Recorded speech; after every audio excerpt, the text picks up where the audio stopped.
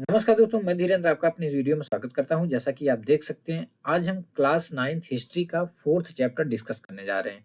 4th chapter है forest society and colonialism. सबसे पहले देख लेते हैं फॉरेस्ट सोसाइटी क्या होती है।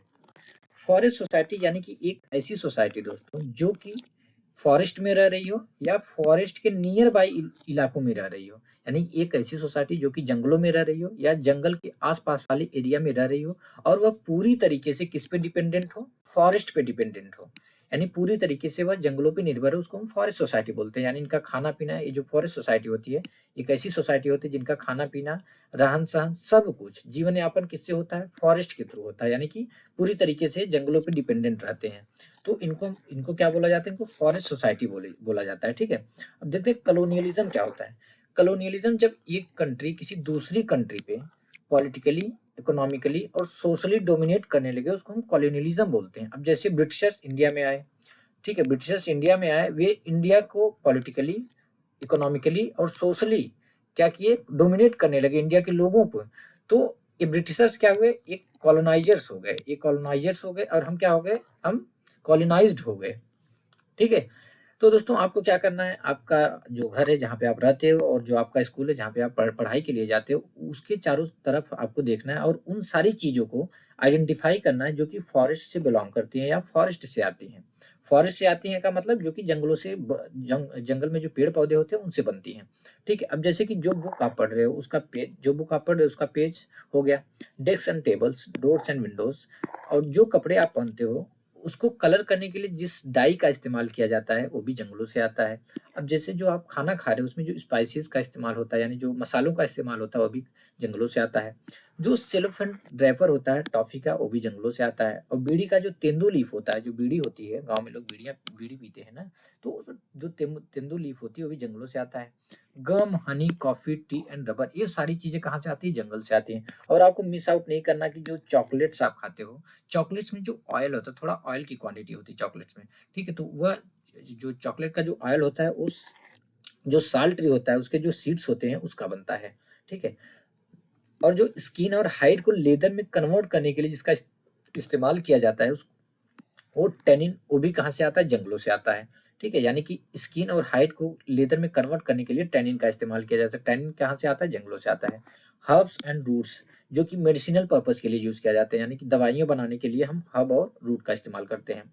फॉरेस्ट हमको और क्या प्रोवाइड करते हैं, यानी कि जंगल हमको और क्या प्रोवाइड करते हैं, bamboo, would for fuel, fuel के लिए would, grass, charcoal, packaging, fruit, flower, animal, birds और बहुत सारी चीजें जंगल हमको प्रोवाइड करते हैं। अब जैसे दोस्तों अमेजोन जो फॉरेस्ट है, जो अमेजोन का जंगल है और जो हमारा वेस्टर्न घाट है, ये हमारा वेस्टर्न घाट है, तो यहाँ पे आप जाओगे, यहाँ पे आपको 500, लगभग 500 डिफरेंट प्लांट्स के स्पीसीज मिल जाएंगे। यहाँ पे आपको कहाँ कहाँ पे, वेस्टर्न घाट में जो कि हमारे वेस्टर्न में है, और जो अमेजोन फॉरेस्ट है। ठीक है, यहाँ पे आपको 500 डिफरेंट प्लांट की स्पीसीज मिल जाएंगे। अब ये इतनी बड़ी जो डाइवर्सिटी है दोस्तों प्लांट्स की, इसमें से बहुत सारे प्लांट्स जो है डिसअपियर हो रहे हैं बहुत तेजी से। अब जैसे कि 1700 से 1955 के बीच में, the period of industrialization, 13.9 million square kilometer of forest and 9.3% of the world total area was clear। किसके लिए, industrial uses, cultivation, pastures and fuel wood के लिए। तो दोस्तों 1700 से 1955 के बीच में इंडस्ट्रियलाइजेशन के टाइम में फॉरेस्ट का 13.9 मिलियन स्क्वायर किलोमीटर एरिया जो है कि क्लियर कर दिया गया। किसके लिए, इंडस्ट्रियल यूज के लिए, कल्टीवेशन के लिए, पास्चर और फ्यूल वुड के लिए। यह 13.9 स्क्वायर किलोमीटर एरिया कंपेयर करोगे तो आप, अगर वर्ल्ड का टोटल एरिया कितना, 9.3%, यानी कि वर्ल्ड का जो टोटल एरिया था उसका 9.3% एरिया क्लियर कर दिया गया। ठीक है, यानी कि वर्ल्ड का टोटल एरिया का 9.3%, या आप बोलो 13.9 मिलियन स्क्वायर किलोमीटर इसका जंगलों का एरिया जो है कि क्लियर कर दिया गया, इंडस्ट्रियल यूज के लिए, कल्टीवेशन के लिए, पास्चर के लिए और फ्यूल वुड के लिए। ठीक है, यहाँ पे जैसे कि दिया गया है, यहाँ पे एक साल फॉरेस्ट है छत्तीसगढ़ में, यहाँ पे आप देख रहे हो थोड़ा थोड़ा लाइट कहीं कहीं पे दिख रही है, बहुत सारे प्लांट्स आपको दिख जाएंगे डिफरेंट टाइप स्पीसीज के। ठीक है, कितनी डाइवर्सिटी है यहाँ पे आप देख सकते हो। और यहाँ पे देखोगे धूप जो है, रोशनी, जो सनलाइट है रेयर केस में पहुंच रहा है, क्योंकि ये जो फॉरेस्ट बहुत ज्यादा डेंस है। अब यहाँ पे हम देखेंगे वाई डिफॉरेस्टेशन। डिफॉरेस्टेशन या डिफॉरेस्टेशन को हिंदी में बोलते हैं जंगलों की कटाई। कि आखिर में डिफॉरेस्टेशन हो क्यों रहा है दोस्तों, ये डिफॉरेस्टेशन, जंगल क्यों गायब हो रहे हैं। देखो, जो डिसअपियरेंस है जंगलों का, जो डिसअपियरेंस यानी जो जंगल डिसअपियर हो रहे हैं, जो फॉरेस्ट डिसअपियर हो रहा है, उसको हम डिफॉरेस्टेशन बोलते हैं। ठीक है। जो डिफॉरेस्टेशन है दोस्तों वह एक कोई रिसेंट प्रॉब्लम नहीं, रिसेंट यानी कि नई कोई नई प्रॉब्लम नहीं है। यह जो प्रोसेस था कई सेंचुरीज पहले से स्टार्ट है। बट हुआ क्या कि कॉलोनियल रूल के टाइम में यह बहुत ही सिस्टमेटिक और एक्सटेंसिव हो गया। चलो हम कुछ रीजन देखते हैं इंडिया में जो डिफॉरेस्टेशन हो रहा है उसके पीछे के कुछ कारण हम देखते हैं। से नंबर वन है land to be improve, land के इम्प्रूवमेंट के लिए। जैसे इन 1600 दोस्तों 1600 में अप्रो जो इंडिया का लैंड मास था उसका 1/6 किसके अंडर में था, कल्टीवेशन के अंडर में था। यानी 1/6 इंडिया का जो टोटल पार्ट है यानी कि 6 हिस्से में एक हिस्से पे क्या होता था, कल्टीवेशन होता था। ये कब की बात है, 1600 की बात है। कब, 1600 की बात है दोस्तों। इंडिया के 6 हिस्से में से एक हिस्से पे कल्टीवेशन होता था, एक हिस्से की लैंड पे क्या होता था, कल्टीवेशन होता था। बट यह फिगर अभी के टाइम में हाफ हो गया, यानी आज के टाइम में 3 हिस्से पे, इंडिया के 6 हिस्से में से 3 हिस्से पे क्या होता है, कल्टीवेशन होता है। ऐसा क्यों हुआ, क्योंकि ओवर द सेंचुरीज क्या हुआ, पॉपुलेशन बढ़ती गई, ओवर द सेंचुरीज पॉपुलेशन बढ़ती गई, तो फूड का डिमांड था। सीधी सी बात है, जब पॉपुलेशन बढ़ेगी फूड का डिमांड भी बढ़ेगा, तो जो फूड का डिमांड था वो भी बढ़ता गया। इसलिए पीजन ने क्या किया, अपनी जो कल्टीवेशन की बाउंड्रीज थी उसको एक्सटेंड करना स्टार्ट किया। एक्सटेंड किस प्रकार से करेंगे, अब ऐसा तो है नहीं वो कल्टीवेशन का एक्सटेंड करेंगे, वो किस प्रकार से, यानी जो फर्टाइल लैंड है, जो उनकी लैंड है जिसपे कल्टीवेशन करते हैं, उसको किस प्रकार से एक्सटेंड करेंगे, सीधी सी बात है, जंगलों को साफ करेंगे। ठीक है, ऐसा तो है नहीं कि हवा में वो उनको एक मैजिकल पावर आ जाएगी कि उनको जगह मिल जाएगी, वो कल्टीवेशन करेंगे, एयर में कल्टीवेशन कर नहीं सकते। तो उनको वो क्या किए, वो फॉरेस्ट को क्लियर करना स्टार्ट किए, फॉरेस्ट क्लियर करना स्टार्ट किया, नई नई लैंड को ब्रेक करना स्टार्ट किए। इस प्रकार से वो अपनी जो बाउंड्री थी किसकी, कल्टीवेशन की, उसको एक्सटेंड करना स्टार्ट कर दिया। अब कॉलोनियल पीरियड में कल्टीवेशन बहुत तेजी से एक्सपैंड हुआ, बहुत तेजी से एक्सपैंड हुआ। क्यों, उसके पीछे बहुत सारे रीजन थे। जैसे पहला रीजन, जो ब्रिटिश थे दोस्तों, उन्होंने डायरेक्टली लोगों को इनकरेज किया, किसके लिए, कॉमर्शियल क्रॉप के प्रोडक्शन के लिए। कॉमर्शियल क्रॉप जैसे जूट, शुगर, यहाँ पे शुगर नहीं, शुगर केन, ठीक है, शुगर केन, व्हीट और कॉटन के प्रोडक्शन के लोगों को डायरेक्टली उन्होंने इनकरेज किया, लोगों को प्रोत्साहन दिया कि ज्यादा से ज्यादा आप जो है कि कॉमर्शियल क्रॉप को ग्रो करो। कॉमर्शियल क्रॉप क्या होता है, कॉमर्शियल क्रॉप ऐसे क्रॉप यानी कि हम जिनका उत्पादन करते हैं या जिनका प्रोडक्शन करते हैं बेनिफिट कमाने के लिए। ठीक है, तो हमने देखा कि जो ब्रिटिश के टाइम में, कॉलोनियल पीरियड के टाइम में जो लैंड था बहुत तेजी से, जो कल्टीवेशन लैंड था बहुत तेजी से एक्सपैंड होता है। पहला रीजन था कि जो ब्रिटिशर थे उन्होंने डायरेक्टली लोगों को इनकरेज किया कि जो कॉमर्शियल क्रॉप जैसे कि जूट, शुगर केन, व्हीट और कॉटन, इसको ज्यादा से ज्यादा प्रोडक्शन करें। ठीक है, क्यों, क्योंकि 19th सेंचुरी में यूरोप में इन जो यूरोप में जो ग्रोविंग अर्बन पॉपुलेशन, यानी कि 19th सेंचुरी में दोस्तों यूरोप की जो अर्बन पॉपुलेशन ग्रो हो रही थी, बहुत तेजी से ग्रो हो रही थी, तो उनके लिए फूड फूड ग्रेन की जरूरत थी। उनको फीड, अब जब अर्बन पॉपुलेशन इंक्रीज होगी, बढ़ेगी, तो उस पॉपुलेशन को फीड कराने के लिए, उनको खिलाने के लिए किसकी जरूरत थी, इन फूड ग्रेन्स की जरूरत थी। और इंडस्ट्रियल प्रोडक्शन के लिए किसकी जरूरत थी, रॉ मटेरियल की जरूरत थी। इसलिए इसका डिमांड जो था तेजी से इंक्रीज होता है, कब, 19th सेंचुरी में। ठीक है, समझे ना कि 19th सेंचुरी में यूरोप में जो अर्बन पॉपुलेशन तेजी से क्या हो रही थी, ग्रो हो रही थी। अब अर्बन पॉपुलेशन जब ग्रो हो रही थी, उनको ज्यादा से ज्यादा खाना चाहिए, तो खाने का जो डिमांड था, फूड ग्रेन्स का डिमांड वो भी बढ़ रहा था, यानी फूड की जरूरत थी, इन सारी जो कमर्शियल क्रॉप थी इनकी जरूरत थी। और दूसरा, इंडस्ट्रियल प्रोडक्शन के लिए रॉ मटेरियल की जरूरत थी। तो इसलिए जो ब्रिटिशर थे, इनका डिमांड जो था, लोगों को इसको प्रोड्यूस करने के लिए, ज्यादा से ज्यादा इनके प्रोडक्शन के लिए इनकरेज कर रहे थे। और दूसरा रीजन क्या था कि in the early 19th century the colonial state, जो अर्ली 19th सेंचुरी में कॉलोनियल स्टेट ने सोचा कि जो फॉरेस्ट है वे अनप्रोडक्टिव है, जो फॉरेस्ट है यानी जो जंगल है वे अनप्रोडक्टिव है, जहां से कुछ प्रोडक्शन नहीं हो रहा है। तो दे वर कंसीडर टू बी विल्डरनेस, उनको वे क्या कंसीडर करते थे, एज ए विल्डरनेस, एक जंगली कंसीडर करते थे। किसको, जंगलों को, मतलब यहाँ पे कुछ नहीं होता है, यहाँ पे कोई कल्टीवेशन नहीं होता है, हमारे कोई काम का नहीं है। तो उनका मानना था कि इनको कल्टीवेशन में लाना है, जो जंगल है इन पे कल्टीवेशन, इनको कल्टीवेशन लैंड में लाना है, ताकि यहाँ पे लैंड पे क्या किया जा सके, एग्रीकल्चर प्रोडक्ट यील्ड किया जा सके, इन पे एग्रीकल्चरल प्रोडक्ट जो है कि प्रोड्यूस किया जा सके और रेवेन्यू कमाया जा सके। और इस प्रकार से enhance the income of the state, जिससे जो इनकम होगा स्टेट का वो इनहेंस हो सके। इनहेंस मतलब बढ़ना।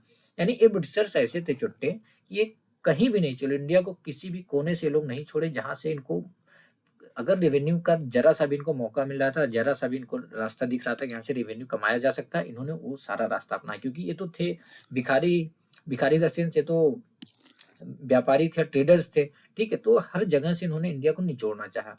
तो अभी इनकी निगाह किस पे थी, जंगलों पे पहुंच गई। तो जंगलों को ये अनप्रोडक्टिव मानते थे, तो इसलिए उसको कल्टीवेशन में लाने की सोच रहे थे। इसलिए 1880 से 1920 के बीच में जो कल्टीवेटेड एरिया था बढ़कर कितना हो जाता है, 6.7 मिलियन हेक्टेयर्स हो जाता है, ठीक है। तो हमारी एक चीज आप देखना दोस्तों, हम लोग हमेशा एक चीज ये मानते हैं, हम कंसीडर करते हैं कि कल्टीवेशन जितना ज्यादा एक्सपेंड होता है, हम मानते हैं कि इसको as a sign of progress देखते हैं, यानी प्रोग्रेस का साइन देखते हैं कि जितना ज्यादा कल्टीवेशन एक्सपेंड होता है उतना ज्यादा कंट्री प्रोग्रेस करती है। बट हमको एक चीज नहीं भूलना चाहिए कि कल्टीवेशन जब एक्सटेंड होता है, यानी खेतों को, जो लैंड है उसको कल्टीवेटेड लैंड में कन्वर्ट करते हैं, तो उससे जो फॉरेस्ट का बहुत बड़ा हिस्सा हम क्या करते हैं, क्लियर करते हैं। अब दूसरा रीजन था कि स्लीपर्स ऑन द ट्रैक्स, जो स्लीपर्स होते थे ट्रैक पे, यानी रेलवे ट्रैक जो जाती थी, आप देखेंगे रेलवे ट्रैक ऐसे जाती है, ठीक है।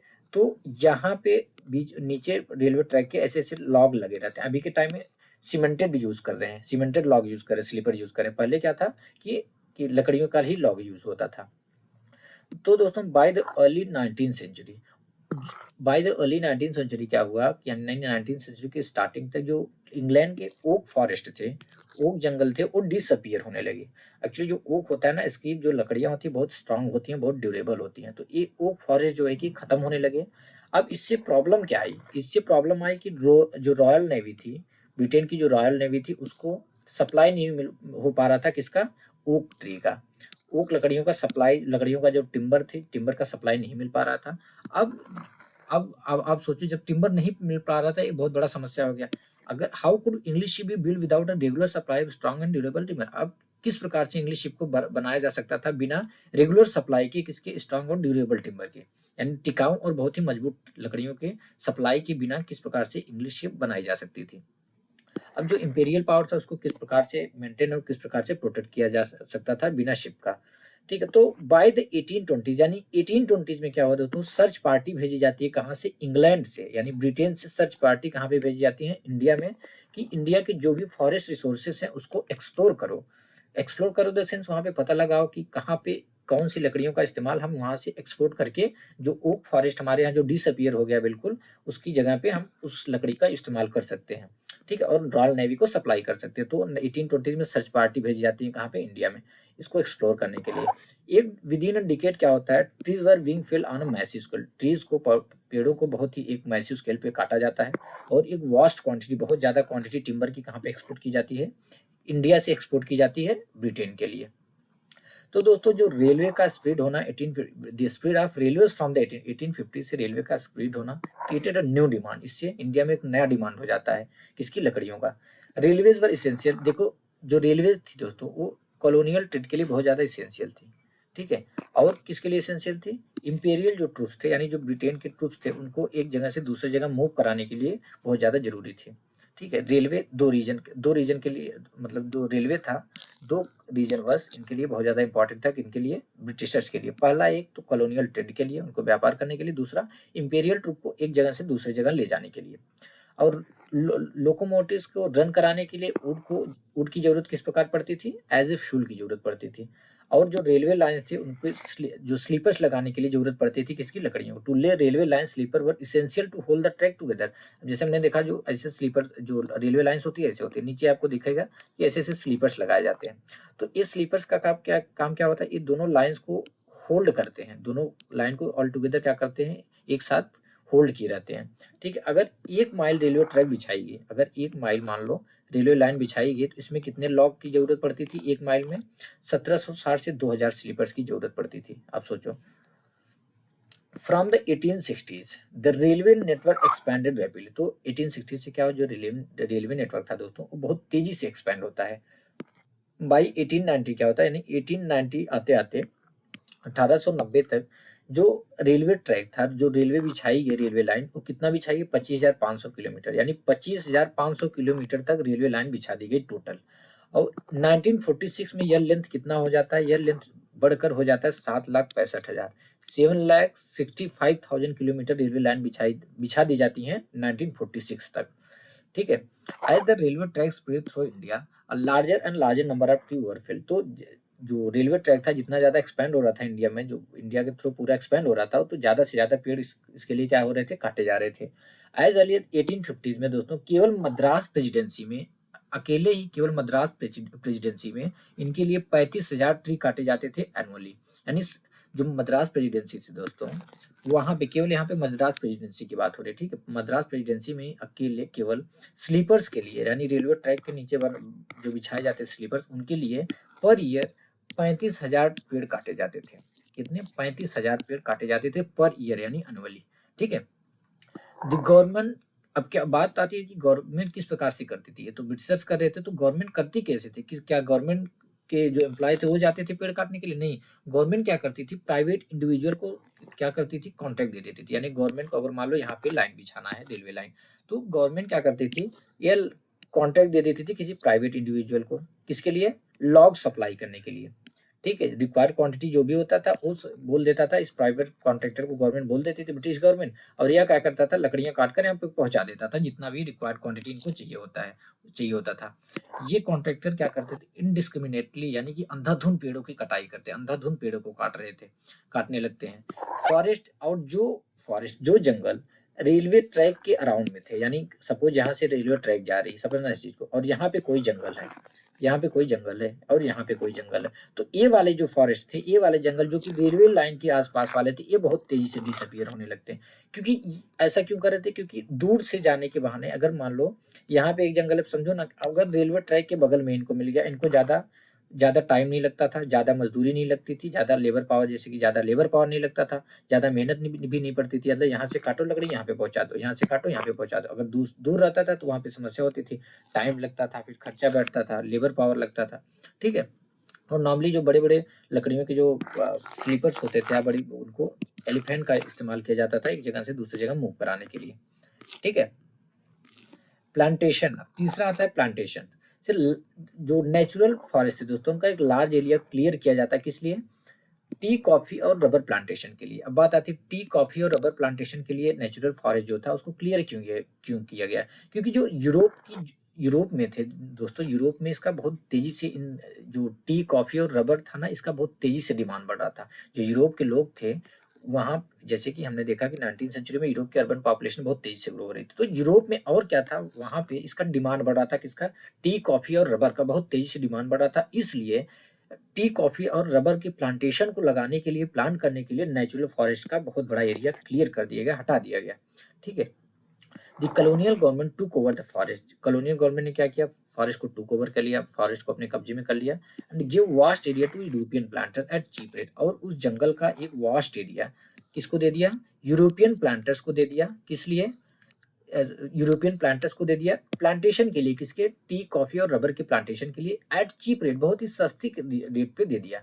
दिस एरिया, अब उसके बाद प्लांटेशन ने क्या किया कि इन एरिया को इनक्लोज कर दिया, यानी चारों साइड से बंद कर दिया, और फॉरेस्ट को क्लियर कर दिया, और क्या किया? उसमें प्लांट कर दिया टी, कॉफी और रबर, ठीक है। यानी कि प्लांटेशन किस प्रकार से यहाँ पे ग्रो हुआ? प्लांटेशन का, यानी जो नेचुरल फॉरेस्ट थे जो कि पहले से इंडिया में थे, उनको क्लियर कर दिया गया, किस लिए? टी, कॉफी और रबर के प्लांटेशन को लगाने के लिए, यहाँ पे प्लांटेशन को ग्रो कराने के लिए। क्यों? क्योंकि जो यूरोप में इसका डिमांड बहुत तेजी से बढ़ गया था, टी, कॉफी और रबर का। उस डिमांड को पूरा करने के लिए यहाँ पे नेचुरल फॉरेस्ट को क्लियर किया गया दोस्तों, और टी, कॉफी और रबर प्लांटेशन लगाए गए।